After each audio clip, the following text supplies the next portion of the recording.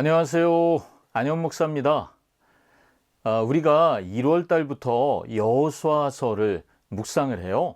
그래서 여호수아서를 묵상하기 전에 우리가 여호수아서가 어떤 책인가 하는 것을 좀 알고 묵상하면 묵상에 도움이 되실 것 같아서 오늘 여호수아서 이야기를 먼저 좀 해드리려고 합니다. 우리가 잘 아는 것처럼 이집트에서 노예처럼 지내던 이스라엘은 모세를 지도자로 해서 이집트를 떠나 가나안으로 향하게 됩니다. 가나안은 하나님이 약속하신 땅이었죠. 그런데 광야에서 이스라엘이 하나님의 약속을 믿지 않고 다시 이집트로 돌아가겠다는 바람에 그들은 40년 동안 광야에 머물게 되죠. 그래서 그들이 광야 40년의 시간을 마치고 드디어 가나안에 들어가는 이야기가 여호수아서의 내용입니다. 여호수아서는 그래서 크게 두 부분으로 나눌 수가 있습니다. 전반부는요, 가나안 땅을 전쟁을 통해서 정복하는 이야기가 1장에서 12장까지 있습니다.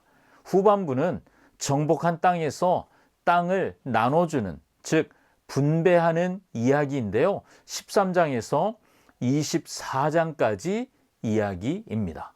그래서 그걸 조금 더 세분해서 나누어 본다면 네 부분으로 나눌 수가 있습니다. 실제 이 네 부분이 굉장히 중요합니다. 1장 1절부터 5장 12절까지 첫 부분이에요. 여기는 가나안 땅에 들어간 이야기인데 여기서 중요한 핵심 단어는 건넌다라고 하는 것입니다. 그런가 하면 5장 13절에서 12장까지는 실제로 전쟁이 벌어지는 가나안 정복 전쟁의 이야기입니다. 여기서 중요한 핵심 단어는 취하다, 갖다, 취하다, 이 취한다라고 하는 단어입니다.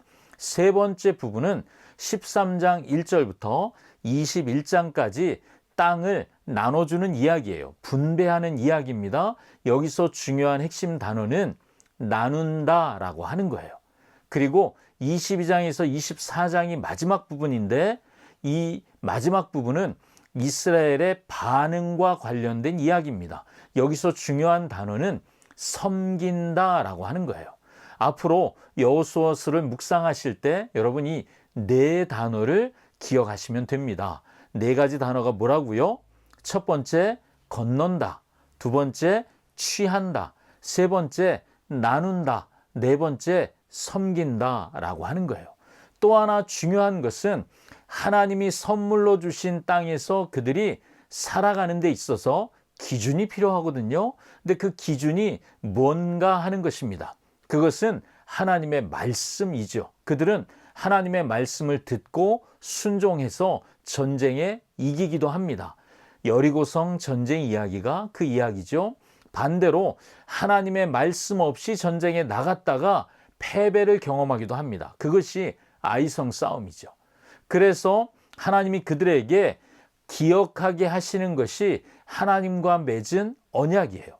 말씀을 지키기 위해 언약을 맺는데 이 언약을 계약이라고도 할 수 있죠. 계약은 지켜야 하는 거죠.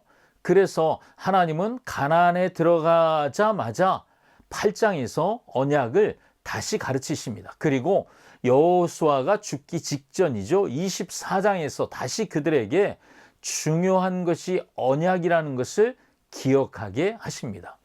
자, 여러분, 여호수아 이야기를 제가 짧게 나누었습니다. 어떠신가요? 여호수아서 묵상이 기대되지 않으십니까? 중요한 단어 4개 기억하시죠? 묵상하시면서 자신에게 한번 질문을 계속 해보시는 거예요. 앞부분을 묵상하실 때는 내가 건너야 할 것은 무엇인가? 이 질문을 해보시면 되겠죠? 그리고 두 번째 부분을 하실 때는 내가 취하여야, 내가 가져야 할 것은 무엇인가? 세 번째는 내가 나눠야 할 것은 무엇인가? 그리고 내가 섬겨야 할 대상은 누구인가? 이것이 마지막 부분이 되겠죠. 이 질문을 놓치지 않고 묵상을 하시다 보면 하나님이 주시는 풍성한 은혜가 여호수아서를 통해 여러분 가운데 있을 것입니다. 자, 그럼 매일 아침마다 묵상을 통해 우리 만날 것을 기대하며 기다리겠습니다. 여러분, 사랑하고 축복합니다.